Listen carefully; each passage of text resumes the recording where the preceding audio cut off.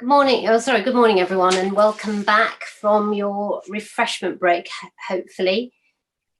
The next session, as I mentioned earlier, is going to be with some of our managers, and I'm going to introduce them in a minute. I've just realised I didn't introduce myself at the beginning of the session, which is not unusual. I do tend to forget. So I think you saw on the slides that my name is Shamina, and I'm Chief Executive at the Royal College of Speech and Language Therapists. I am a qualified speech therapist, so very excited always to meet members, and we currently have just over 18,000 speech and language therapy members from across the UK who are members of the RCSLT, which is fantastic. So who do we have on the manager panel today? So we've got the slide in, hopefully you can see this slide, and it names everybody, but I'm just going to read out their names and they can introduce themselves too when they speak. So we have Mary Heritage, and she's also incoming chair of the RCSLT Board of Trustees, as well as an assistant director for AHPs and patient experience. Janet Harrison, who's head of service for families, young people and children's services at Leicestershire Partnership NHS Trust. Sarah Buckley, who's company director and practice manager for Sarah Buckley Therapies Limited, and she's also vice chair of ASLTIP. And Shamina, Rabbi, who's consultant SLT and founder of Unlocking Language. So thank you so much to all of you for joining us this morning. It's fantastic to have you here and be part of the panel discussion. So I'm going to ask each of you some questions to just really help to support those who are listening in, identify some of the learning around how to apply for and prepare for interviews. So I'm going to start with Janet, actually. So Janet, when you receive an application, what makes it stand out for you? Okay, thank you, Shamina. Yeah, hi everyone. So just to set a bit of context, I'm a manager of service. I'm a speech and language therapist, proud to be by background, and I manage a range of children and young people's services across Leicester, Leicestershire and Rutland. So interviewing newly qualified practitioners across a range of disciplines is something that we're involved in a lot of the time. It's a real treat as part of the work that we do. So when I receive what I'm really looking for always is that there has been some method and really strong organisational skills whereby in somebody's application they've actually commented on the things that we've asked for. We do get applications where people have written a really good piece, but it doesn't necessarily match up with the person's specification. It'll be really clear on there what we're assessing at that shortlisting stage. And it's a real shame that sometimes we have had to dismiss some application forms because they don't meet that essential criteria. So the things that are essential on the person's spec. So I look for good organisation and that somebody's done what we've asked them to do and give us that type of evidence. I like applications to start with a really strong statement about who the person is, just something really clear so we get to know something about that person. And I also like to see evidence of where the applicant knows something about our organisation and that they've taken time to research the organisation and that they've made some comments about the nature of the work that we do. So we've already got a connection made at application stage. The other thing, Shamina, I suppose I'd add to is succinct writing. If you imagine from the manager's perspective, they're perhaps reading lots of applications or in some situations, and being succinct and clear and not writing reams and reams and reams shows really good skills in terms of report writing and future written elements of the speech and language therapy role. So I sometimes do get concerned if they're too long, and I like it to be quite succinct and punchy. That's great. Thank you. Some really helpful top tips. So Sarah, can I turn to you, and obviously do introduce yourself further as well? Yeah, sure. So hi, I'm Sarah. I run a private practice, a paediatric practice in South East London. So I have a team of therapists working with me. I would agree with Janet that when I'm looking at applications, I'm looking for a level of interest in that particular role. So some evidence that the student has really researched my company, has looked at the website, looks at my company's values, the areas that we're working on, and that it's a very specific application. It's not a general application that I think has gone out to lots of different companies. So really try and make it very specific. Succinct, absolutely. And I think in the private sector, I think maybe we see things with quite a business view. So really think about what your USP is. What is your unique selling point? What's going to make you stand out from all the other applications that I'm looking at on my desk? Thanks so much, Sarah. And Shamina, if I could come to you next. Hi, I'm Shamina. I'm a speech and language therapist and I am the founder of Unlocking Language. We're based in East London. We provide speech and language therapy to both adults and paediatrics. So as Sarah was saying, in the private sector, it's slightly different. The initial application would actually be your CV. So what works for us is when the CV is tailored for the company rather than it being a generic template. It's quite nice to see that you've researched the company, you know, a little bit of information of how it started and what we're looking for. And if that comes into the CV and the cover letter, that just really shows that you're really interested in the role and it's not something that's been sent to several private practices. I also like to see strong volunteer activity, so things that you've been doing as a student or maybe before you went onto the course. Things that might include giving back to the community or working with certain charities. It just shows us that the candidate has more of a world perspective rather than a me perspective. Thanks very much. So Mary, finally to you. Do you want to give your response to that question? Hi everyone. I echo everything my colleagues have said. Working with adults, clients, if we're applying for a job in the NHS, I think I'd just say the NHS generic application form can be quite unwieldy. I would really suggest that you write out your personal statement on a Word document and get it completely error checked, typo checked, proofread to make sure there's no errors in there at all. They really don't present you well before you paste it into the NHS template.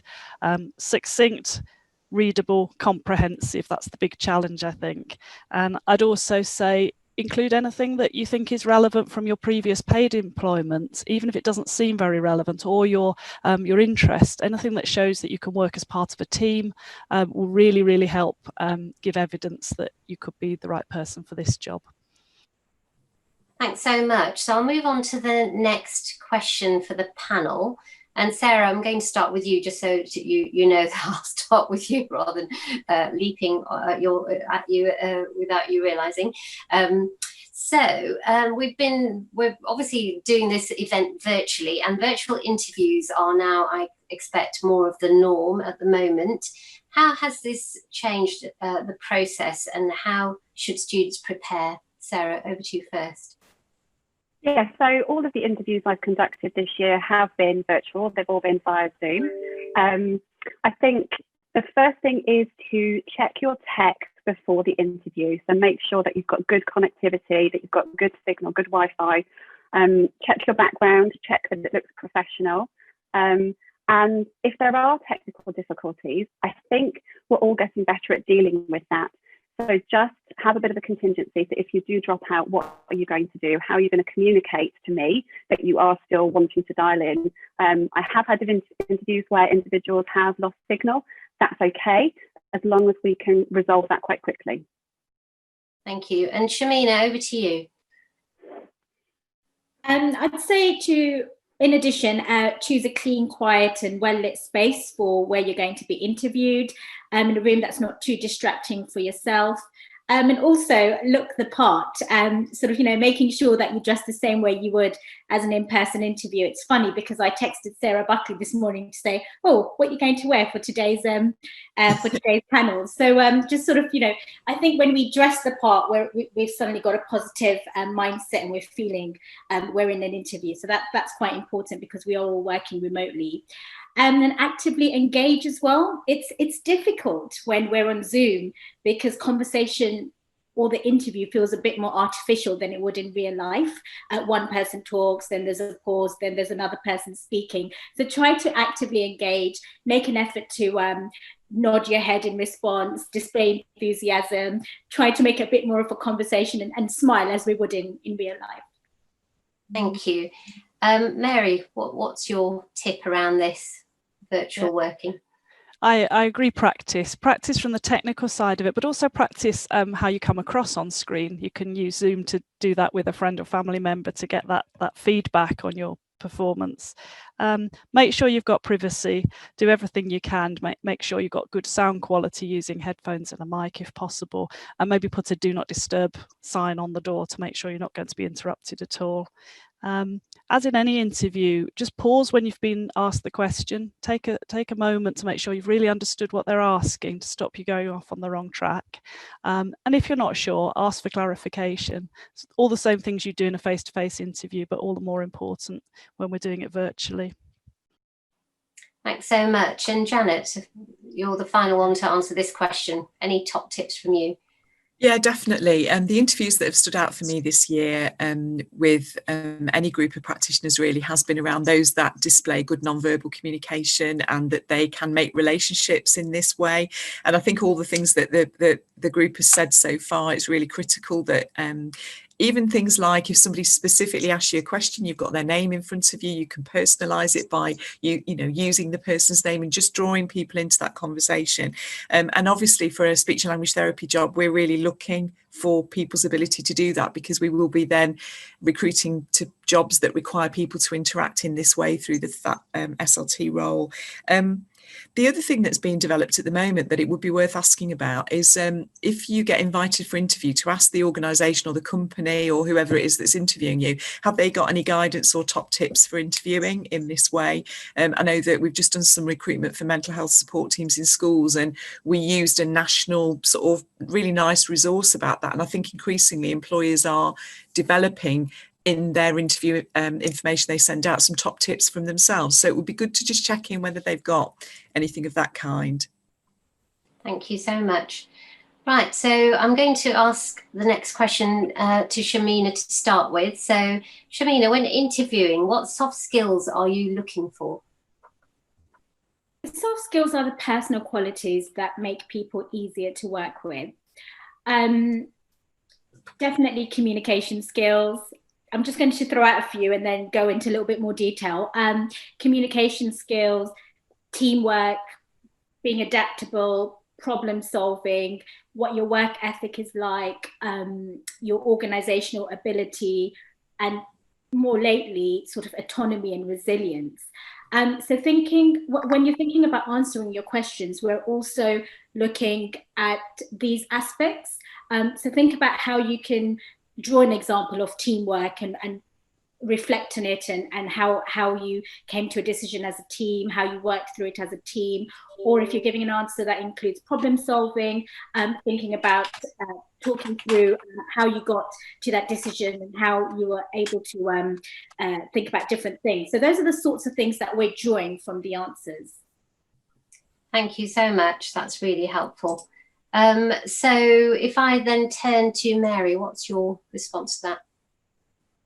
Interviews are a slightly stressful situation, and one of the things we'll be noticing is how you respond under that slightly stressful situation. We'll be wanting to put you at your ease. We're not wanting to set any traps for you to fall into, but under pressure, can you speak clearly, think clearly, and maintain a confident professional demeanour? We also want to imagine you as part of our team. So we're wanting to get to know whether you're someone who fits in with us, has the same sorts of values as us, and don't be worried about showing a little bit of sense of humour. One of the things, if something goes wrong with the technology and the unfamiliar situation, something can go wrong, but show how well and how quickly you can recover from that, and that will really impress the panel. Thanks so much. So if I turn now to Janet, what's your feedback on that? I'm always looking for people's ability to demonstrate empathy for an understanding about the experience and the lives of people with communication and swallowing needs, and also empathy for team members. So in terms of being able to convey that, you know, I know that I think it might have been Megan earlier talked about the organisational values, and we can quite often find some really good examples of that. It's really good to weave that into some of the other answers around, you know, perhaps that you understood what it was like for a family living with a particular kind of circumstance and how you adapted what you were doing, to take that into account and support that.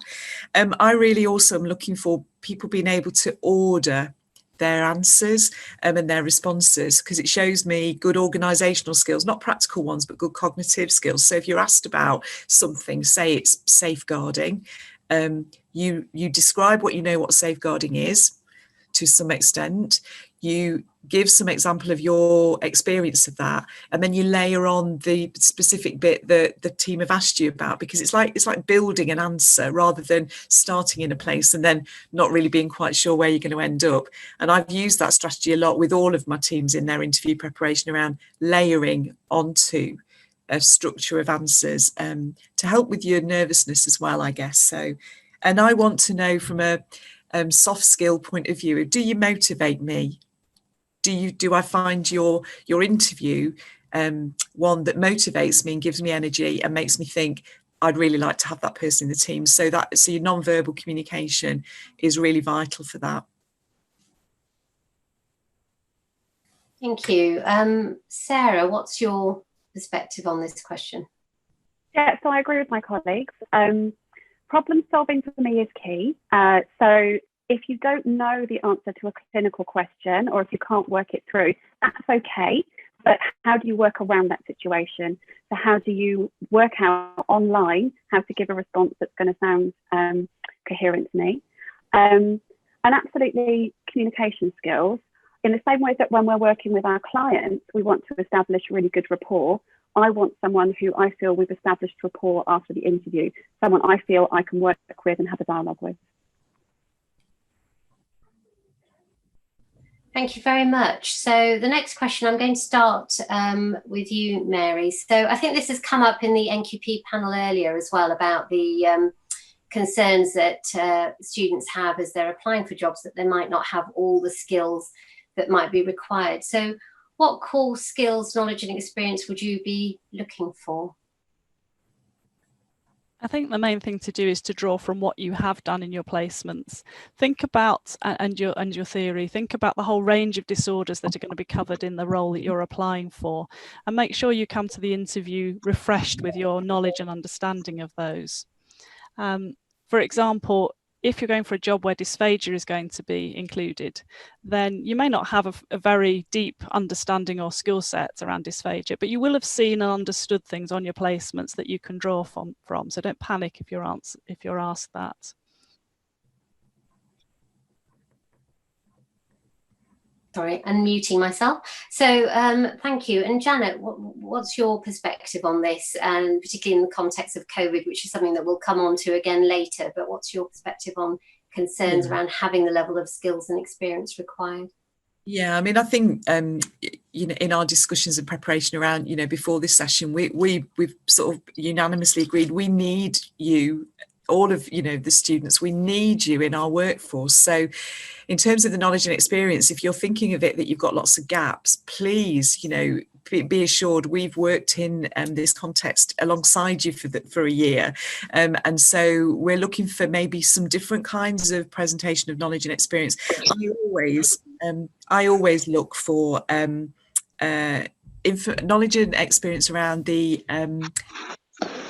team around the child or adult, that people know who's part of that team and who makes that team up, and who also knows about the family and the community context and how important it is for the therapy relationship. I'm really interested always in what people have mastered on the way around assessment, a real balance of informal and formal assessment.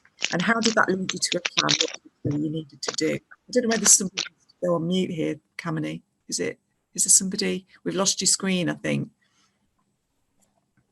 Okay, thank you. And also, knowledge about the importance of knowing what the impact of having speech language and communication or swallowing needs is on a family context. So it's a lot of that type of knowledge that I'm looking for, because we will inevitably, once people are recruited into our teams, we will build on from the position where they're at currently with their knowledge and experience. I do like specifically to know about the experience people have had of working in a range of teams and what made a team strong. And what people learn from that experience.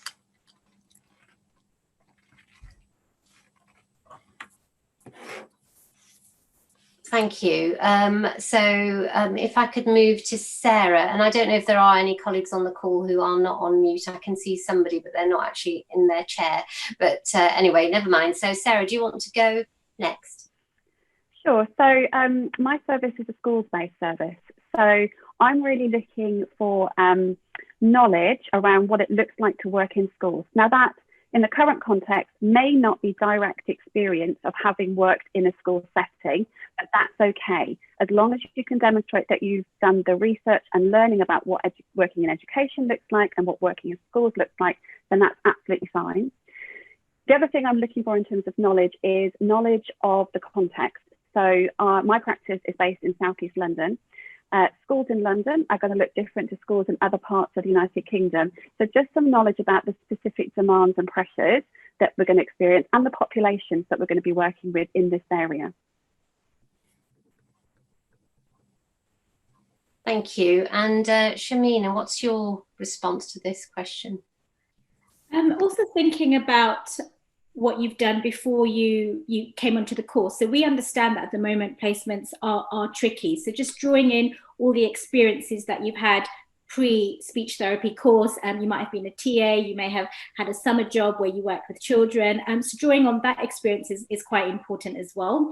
And also, I think showing the ability to be able to transfer the knowledge and skills. So if you are going for a mainstream school placement and you've happened to have a lot of adult placements and you've worked with dysphasia and dyspraxia, showing an understanding of how communication impacts on the person and the people around, and being able to transfer those skills to a pediatric setting and vice versa.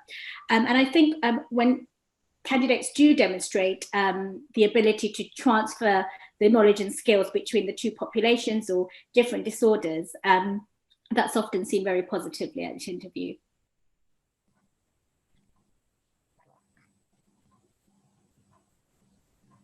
Sorry, thank you. Problem with having an iPad where I'm tapping at the screen trying to unmute. So going on to the questions that maybe the candidates should be asking you, what would you be expecting? Janet, what sort of questions would you hope to get? Definitely questions that demonstrate that the candidate already knows something about us. You know, so they might say, I was looking on the LPT website and I saw X, and asking us about that. That's always really good as a bit of research beforehand. I really like it when people ask us what makes us a good employer and what makes us a good team to work for, and ask us what we're strong at. You know, what are we good at? We're you know, it's our responsibility in that interview relationship to be open about what we think our strengths are, so ask us about it. And I would really encourage people, especially in any AHP career, to be really asking about what kind of, you'll always ask about what support will be on offer, but it's around a programme of support. So not just having, have I got a mentor or have I got, it's what commitment is there to that as a bit more of a long-term programme of support, and how also, I mean, I can talk about this a bit more later if you want to, but how it fits into a job plan, because job planning for AHP professions is being utilised in a lot of places and is gaining momentum, and is going to be a really useful tool to make sure we get the right balance in people's jobs, such that they're given a fighting chance at delivering on those key aspects of the job, with good opportunities for development in there. So I would ask about that. Thanks very much. So a really important point that you're also almost interviewing the people that you want to go and work for to see what they do to support you. So Sarah, what sort of questions would you be looking for? So when I start the interview, I always say that actually it's my opportunity to ask you questions, but also you need to ask me questions so that we make sure we're a good fit for each other. So it is a two-way process that you're both working out if you're a good fit. There are some fairly standard questions that come up a lot around support, around supervision, around NQP competencies. They're fairly standard and should be asked to make sure that the employer has the capacity and the structure to deliver that. In the private sector, I often get asked questions around career progression. So in a smaller organisation, are there going to be opportunities at an appropriate time to move into a band 6 role, move into a band 7 role? What are the opportunities long term? And then also, yes, have they looked into my organisation? So I really like it when someone might say, well, I saw on your website that you do early year screening. Can you tell us more about that? Or I noticed that you were involved in this project. Can you tell us a little bit more about that project? So that again shows interest, but also makes the interview more of a conversation, which I think helps put you at ease as the interviewee when it feels a bit more conversational. That's great, really useful tips there. And Shamina, do you want to build on that from your perspective? Yeah, I've made a note here of 2 questions that have stood out to me that were asked by Band 5s, by NQTs I interviewed this year. One particular NQT said, I read you are commissioned to over 40 schools. What type of school models do you use? I love that question because she's clearly gone and understood what our role is, where and how many schools we are in, where we are in London. And then another question that was asked is, I loved your story of how you founded Unlocking Language. What are the plans for the future? And to me, that's the NQT trying to know, where does she fit in? Where is Unlocking Language going? And that again, just sort of echoing what my colleagues have said, that demonstrates that the NQP is really interested and has done some background research and taken time out to do that. I also agree with all the standard questions that are being asked. And another point is, I think it would be useful to maybe ask for further detail about the induction programme, particularly because at the moment, placement has changed. So it's quite useful to know how much support you're going to get when you first start the role. How long is the induction? If you're going for a mainstream school position, will there be another therapist there, or will you be doing it autonomously? Will you be supported for the first couple of weeks? So it's quite good to get an understanding of the support structure for the first 2 or 3 months. Thanks. And finally to you, Mary, on this question. Yeah, I agree that it's so important for you to understand whether you're a good fit with this employer.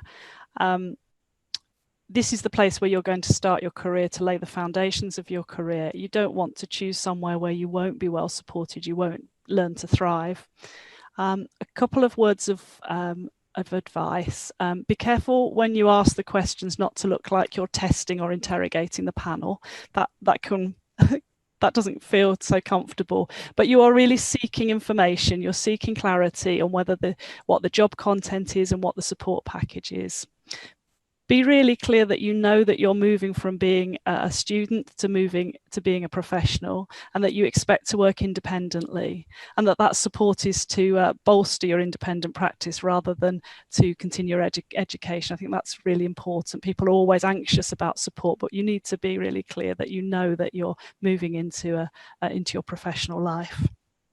And final word of warning is, don't ask questions if it's in the public domain. If it was in the advert or it's on our website, it will look like you haven't done your research if you ask questions that you should have been able to access in preparation. So it seems like people do definitely need to research and ask questions that are relevant and appropriate and show interest, I guess, that they have actually engaged in the organisation or the company that they're applying to work for or with. I mentioned earlier that a lot of the students who are on the call today have had to deal with a pandemic. None of us have had to deal with this in our lifetime. It's created a huge amount of uncertainty and pressure, we know, and we know as a result that many may not feel very prepared. So, there are issues, I guess, about, and we've talked about them, about maybe not having the usual number of placement hours. So what would you expect NQPs to do, building on what you've already said, who may not feel prepared? So I don't know if Janet, if you want to start first again.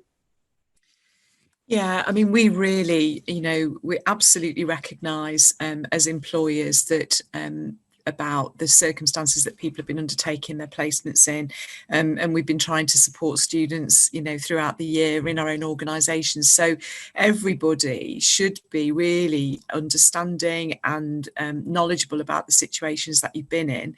As I said earlier, you are our next cohort of speech and language therapists coming into the workplace, and there's the usual range of opportunities for people to take up.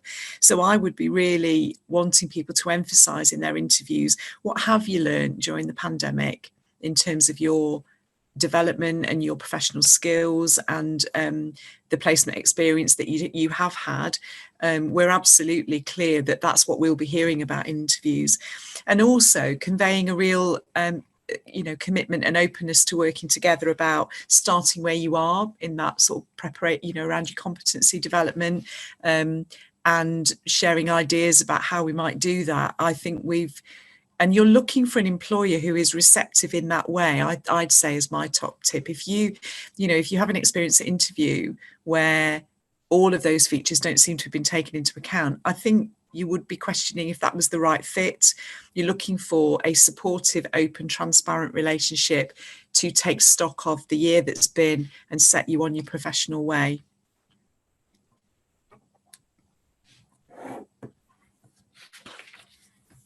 Thank you. Sarah, do you want to go next for that question? Yeah, sure. Yes, so I agree that if the employer doesn't understand the current context and current situation, that's a bit of a problem. All of the Band 5s that joined my team in September all had challenging final placements, all had alternative placements or teletherapy, and possibly did feel disadvantaged. But I think it's around attitude. And rather than feeling, I know that you're feeling cross and disappointed, but actually let's see that as an opportunity for, here are the things I want to learn about that I haven't learned about so far. Here are the things I want to experience. Here are the client groups I'm really excited to learn about and to be working with. It's okay if there are gaps in knowledge or gaps in experience. I don't mind that, as long as we're both very open and very transparent where those gaps are, so that I can then build those opportunities for you to get those learning experiences as part of your first role. Thanks so much. Shamina. Yeah, just as my colleagues have said, I think it's important to be transparent and honest, and about sharing ideas and talking about how this is going to work going forward. Also, some companies, some employers will have assistant programs that will support you in terms of your mental health and external, working on external qualities such as having a positive mindset or developing resilience. So I think it's important to also look at those factors, not just think about clinical, because speech therapy is 50% clinical and 50% non-clinical. The organisation, the admin, the resilience, the positive mindset, the productivity. So if you have got time at the moment, if you're not able to find a placement, it's useful to look at some external courses that will help you to develop skills around this area, because this will be very important when you do go for your first job. Thanks so much. I think they were the main questions. We've got lots of questions coming in through the chat box, so I'm going to go to those now and then come back to any other reflections from the panel. We have quite a few which are around adjustment, both in terms of interviews, someone saying that how would you, in terms of looking at reasonable adjustments at the interview stage for people with disabilities.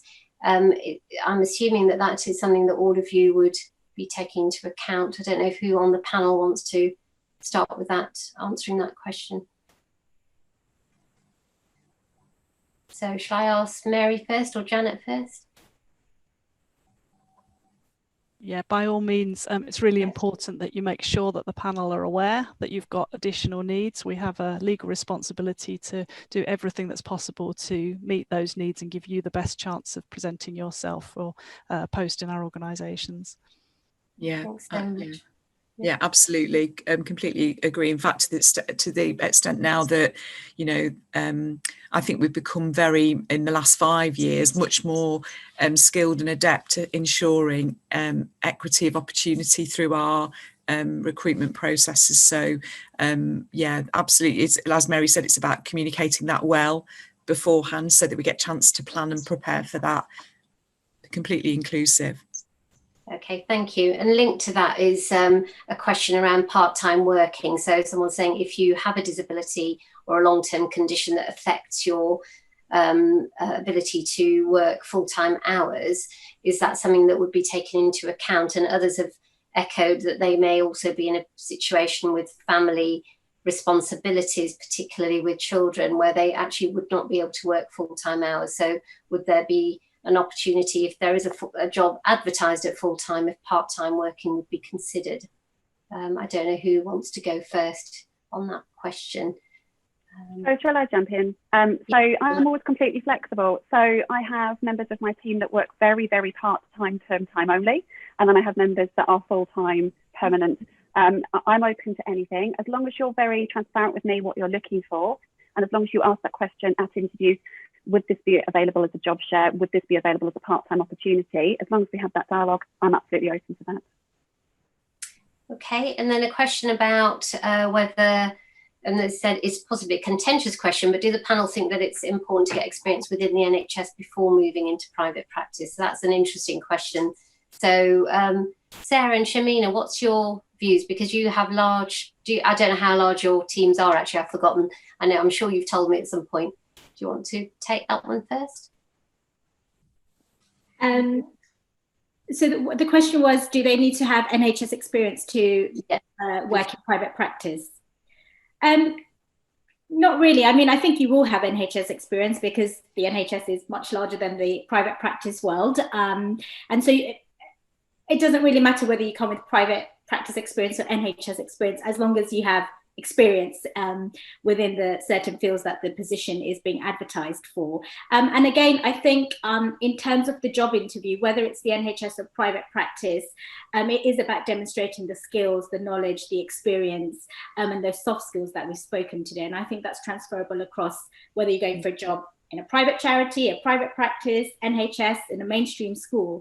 It's about being able to demonstrate those four key categories. Okay, and there are questions around in terms of the interview itself. There's one about, are interviews open to alternative perspectives? I'm aware that interviews are looking for typical and appropriate responses, but is there room for creativity and individuality? So Janet, shall I come to you first on that one? Crikey, I'm imagining what that would look like. That's I'd love a bit of that in interviews. I think that in fairness, I think we've really tried to, you know, I'm just talking from the perspective of our team, is we've tried to be very bit, you know, as creative as we can be, especially in this context with the interview process. And quite often, I think there's a question here about group interviews, but what we've tended to do is we ensure that we have service users on our interviews. We've got a mandatory element of our recruitment work now that requires us to, you know, have a service user take part in the interview, and we're really trying to avoid that being tokenistic in any way, and actually have that service user really in the heart of the interview process. So in terms of creativity, some of the most creative interview sessions we've been in recently is where they have truly been led. We've got a youth advisory board who lead some of our interviews, and they run concurrently with the panel. So you've got your formal interview panel, if you like, and then something that is more of a discussion and people getting to know who that candidate is and talking about a particular topic. So without knowing the specific idea the person has for creativity, I think that there are things that we're looking for, and you need to be mindful that we're scoring on the basis of what we've told you we're going to score on, because they're listed in the person specification. So people want to, I mean, there's a question in here as well about bringing notes. If people have got evidence of things that they've done and they can communicate that effectively and safely in this arena, that could be possible, but it has to fit within the recruitment context for it to be safe enough for us to make a decision on, I think. Yes, I'm not sure if they meant notes, i.e. their own thoughts. I don't know who asked that question rather than patient notes, but Yeah, I just saw it come up in the chat. Yeah. I personally am fine. Prompts, yeah, no, the person who's asked the question said she meant was prompts for themselves. Yeah, I personally am fine. The risk is in that people read from them. And so I'm personally fine with people showing evidence of, they've done some preparation, but they don't, but the dynamic really, especially in this medium, is don't rely on your notes, because you're losing the interactional sort of flow of the conversation. So, but we absolutely don't have you must not bring anything. If it feels secure to have something there or in front of you, just practice your reliance on it, I would say. Okay, so loads of questions coming in, so I'm going to share these out between the panel members. If any of you want to jump in after one of, I'm going to ask one of you, and then if others want to jump in, do so, but I want to try and get through as many of these questions as possible. So someone's asked whether it's okay to ask for the questions to be available in written format to aid with your dyslexia and disability. Mary, yeah. I think that's absolutely fine to ask that if it's going to help you do your best, but ask it in plenty of time. It's easier to do that if it's a face-to-face interview and you can just pass a piece of paper across the table with the questions on. That would be harder doing it virtually like this, but everything's possible. But it's just a case of ringing in advance, as with any additional needs, to let the panel know so that they're prepared. Thank you. Another question is about whether people should phone prior to the interview to introduce themselves. Does it make them stand out? So I'll ask, if I ask Janet and then Shamina, if that's okay. I think it's one of the things, it's a really good question, because it's one of the things that we haven't really covered. It's really good when on an advert where where there's a name given, please contact if you want more further information. That might be before the shortlisting and invite to interview stage. That's really good. We really welcome people getting in touch beforehand. And if then, so the question is around if people want to ring once they've been shortlisted for interview. Yeah, I guess it would need to be a purposeful, productive, have you got a question? I think what I'm not over bothered about is having people ring up and say, I'm looking forward to the interview. That's a personal thing. We know you are because we've just shortlisted you because your application looks good. Yeah, and I think it's maybe a bit of wasted energy. If you've been shortlisted, we already are really interested in you, and we want to welcome you on the day, and you've probably done a lot of that introductory work, but a call at application stage to find out more, and a purposeful call, I would welcome. I don't know what the rest of the guys think about that. Yeah, so if I go to Shamina next and Sarah and then Mary, if that's okay. Yeah, I agree with you, Janet. I think if you've been shortlisted, there wouldn't really be a necessity to make a call unless you had something specific that you wanted to ask about the role. But if you've seen a job advertised and you're interested in it and you are going to apply, I do like it when candidates call. So they've called, they've had a conversation with me, then they followed it up with an email and said, oh, it was great speaking to you. Here's my CV and my cover letter. And then sometimes when we offer them an interview, they ask, could we come for an informal visit? Or before even applying, some candidates have said, can we come for an informal visit, which again, we welcome. And it's an opportunity to get to know you better. So I would recommend calling, because again, there's no pressure. You're not in an interview setting, and you can sort of be yourself a little bit and have more of a conversation. And again, it's about you finding out about us and us finding out a little bit about you. Anything further from Sarah or Mary on that? Yeah.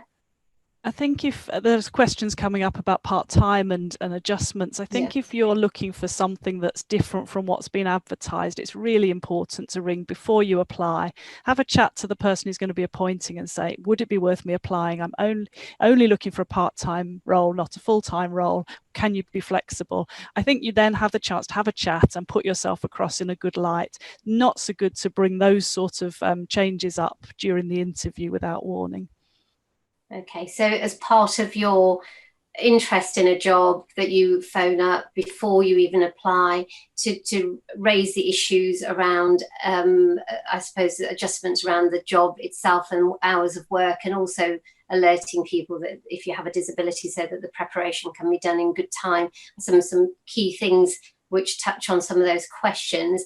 I don't know if anyone else on the panel wanted to. Just to add to that, if you're an overseas student who's going to need sponsorship for their role, that's really important to raise that early doors so that you know whether the employer does have a sponsorship license. And also, if you've got any concerns around things like journey time, distance, where you might be based, that's helpful to establish before you apply. Otherwise, if you discover an interview that you're not going to be able to physically make it to where you need to work, that's a bit of a problem.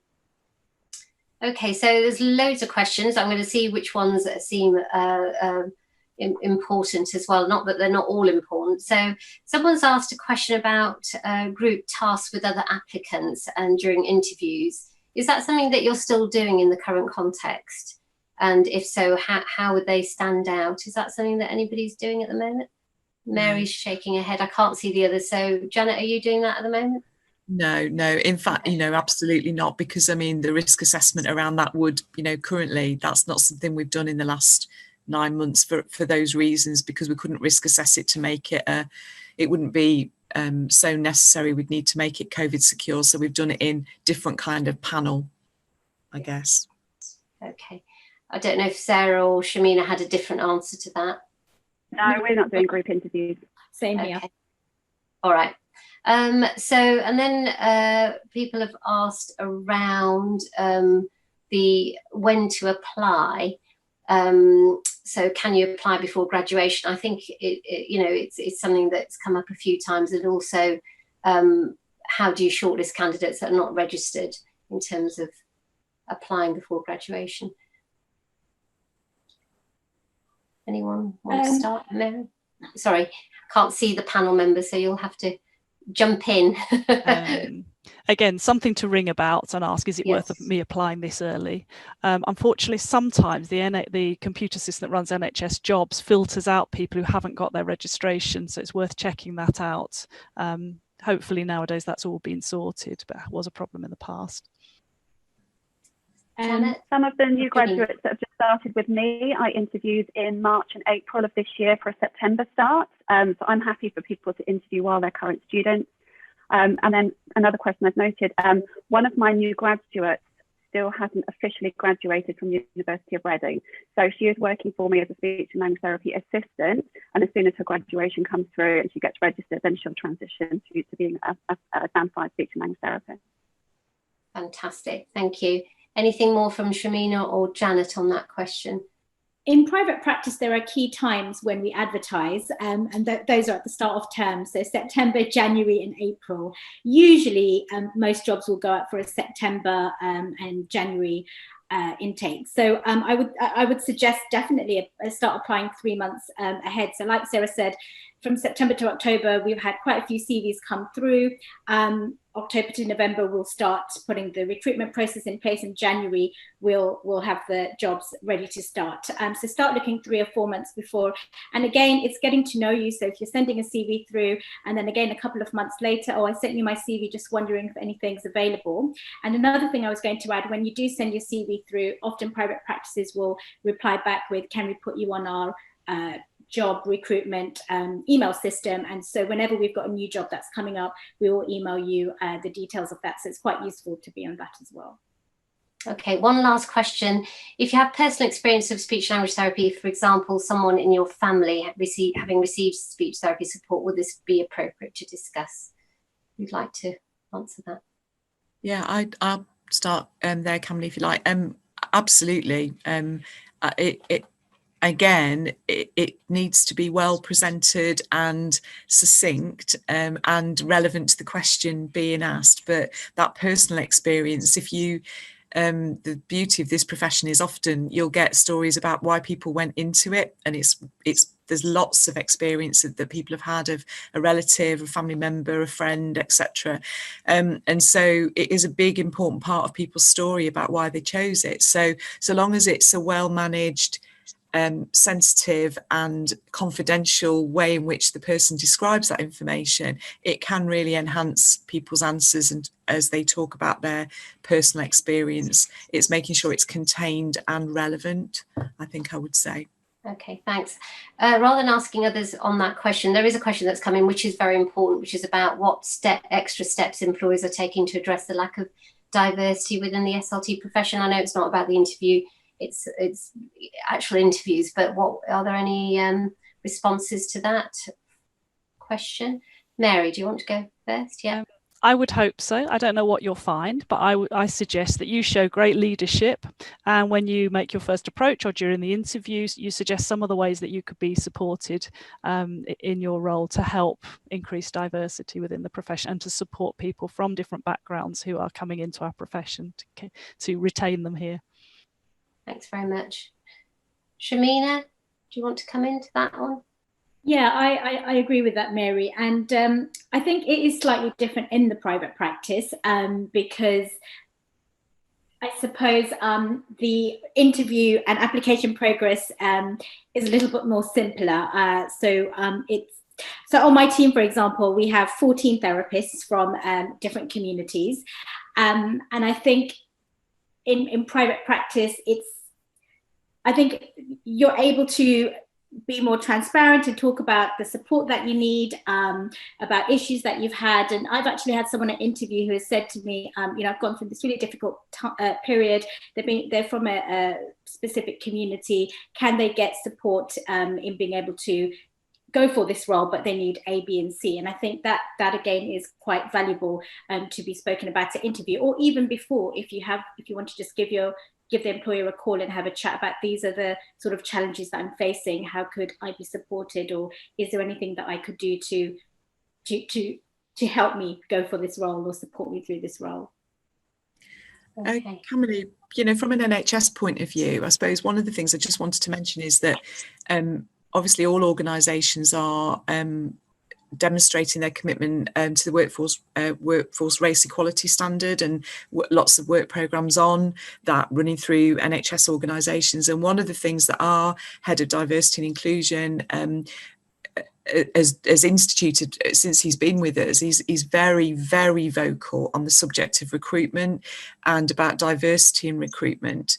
And so we are now required to have, as a standard feature of our recruitments, we are required to have diverse recruitment panels. And we've got a policy in place now about how that works, and that the specific training for a wide range of our workforce, so that we better represent his research evidence that he's presented to us is that organisations are more likely to have a diverse workforce that better reflects its local population if it in fact has diverse recruitment panels. And he's been inspirational really in bringing that message into our organisation. And so that's one of the ways in which large NHS organisations are picking up the question that's been raised there. So I hope that just gives a bit of strategic clarity about the intent of some organisations. And you might ask about that as part of your interview preparation, actually. Yeah, thank you very much. We've run over by 2 minutes, apologies, but I think that was a really important question, and it's great to hear the commitment that is now coming out, certainly led through government, which is what we needed, because the leadership has got to come to the top, from the top, but also bottom up too. So it's up to all of us to respond to that.